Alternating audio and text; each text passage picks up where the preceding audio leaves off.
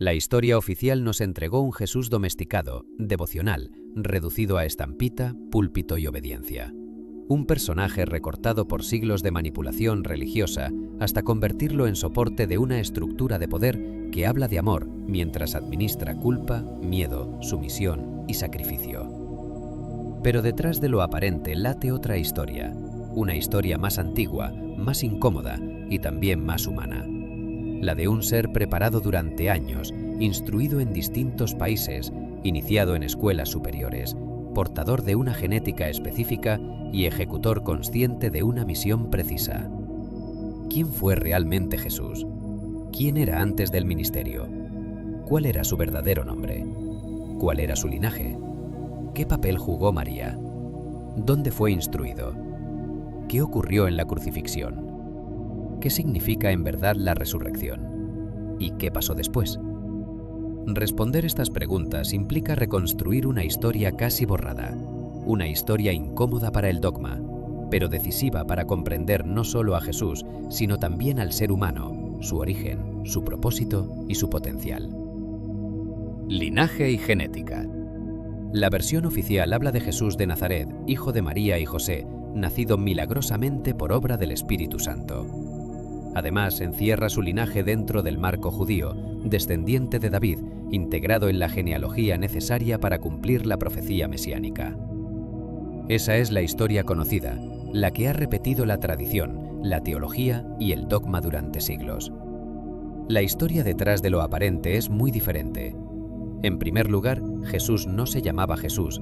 Su nombre de pila, el del humano de carne y hueso, era José. Jesús no sería su nombre de nacimiento, sino una investidura posterior ligada a su grado iniciático dentro de la gran fraternidad blanca de Egipto. Y aunque fue considerado judío por nacimiento, costumbre o atribución social, su origen no sería judío en sentido esencial, sino caineano por herencia genética. Aquí hay que detenerse un instante, porque si no se explica bien, se malinterpreta todo. Cuando desde esta perspectiva se habla de Caín, Abel o Set, no se está leyendo la Biblia en clave moral, como si fueran simplemente personajes de una fábula religiosa sobre buenos y malos. Se los está leyendo en clave iniciática, genética y arquetípica, como líneas genéticas, corrientes de consciencia y matrices de comportamiento dentro de la historia humana. La ascendencia de Jesús no partiría de Abraham, como sostiene la tradición hebrea, sino de Enoc, por lo que su raíz no pertenecería a la línea semita asociada a Yahvé, sino a una rama anterior y diferente. Y esto lo cambia todo. Porque si el origen del nazareno no está dentro de la línea del Dios del templo, entonces la apropiación posterior de su figura por la estructura religiosa no sería una continuidad natural de su misión, sino una adaptación forzada de su historia.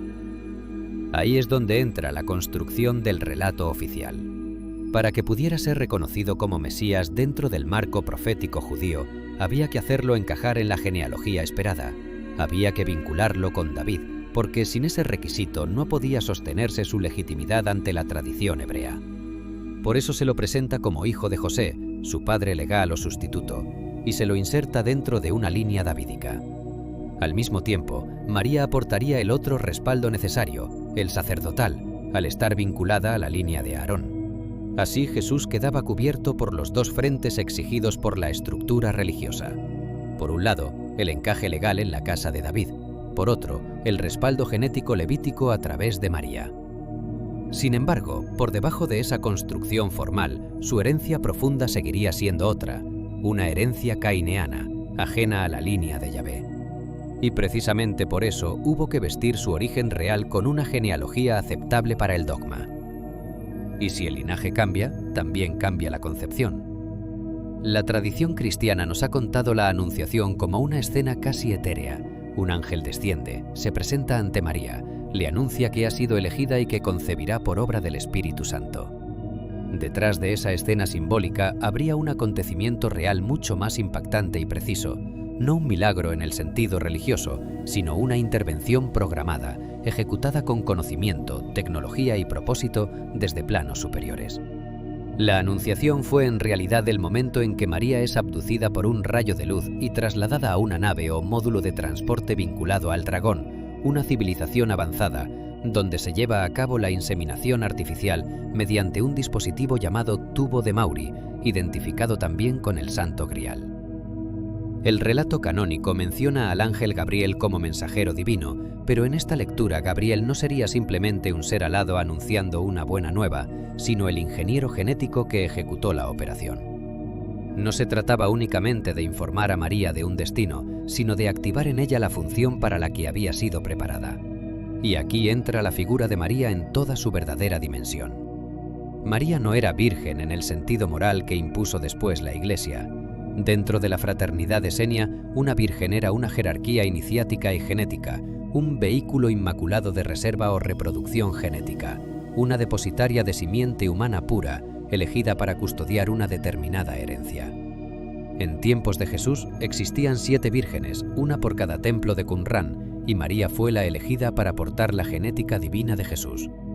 Su papel no fue pasivo, fue parte activa y central de una operación de altísima precisión. La inseminación, entonces, no se produce por obra del Espíritu Santo en el sentido doctrinal, sino mediante el tubo de Maury, el recipiente lumínico que contiene la información de vida. Jesús lo llamó copa santa o sangreal. El grial, por tanto, deja de ser una copa legendaria buscada por caballeros medievales y pasa a ser el contenedor de la simiente, el instrumento de la concepción, el dispositivo mediante el cual la vida es implantada en la materia. Y aquí llegamos al punto más delicado y más fascinante de todos. ¿De quién era esa semilla? No era de José, el padre terrenal, ni tampoco de un dios abstracto entendido como figura teológica. Esa semilla era el ADN del dragón, la humanidad futura de origen caineano. El dragón es la humanidad futura, una civilización consciente que, desde otro punto de desarrollo, interviene sobre su propio pasado para asegurar la existencia de su presente.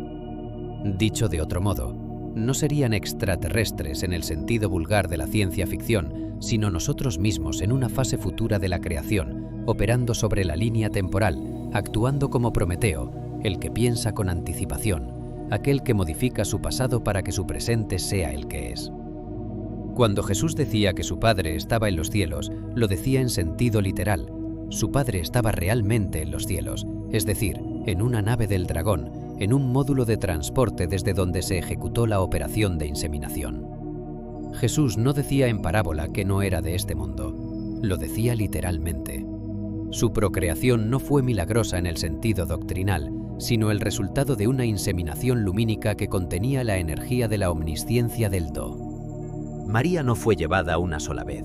Durante la gestación fue trasladada en distintas ocasiones para controles, supervisada por un cuarto alto mago que actuaba como nexo entre la tierra y el cielo, algo así como su médico de cabecera durante el embarazo, mientras la nave del dragón funcionaba como el hospital donde se realizaban los estudios pertinentes. Esto reordena también la escena de los llamados Reyes Magos.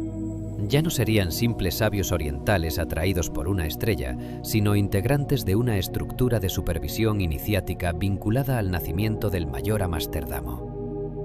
3 acuden a testimoniar el alumbramiento, mientras un cuarto permanece encargado de la supervisión de María durante toda la gestación. María era el cáliz, el tubo de Maury, el instrumento, Gabriel, el ejecutor, el dragón, el origen de la simiente, y José, Jesús, Cristo, el fruto de una concepción programada para abrir una octava de consciencia y liberación en la humanidad. Eso es lo que la religión convirtió en obra del Espíritu Santo.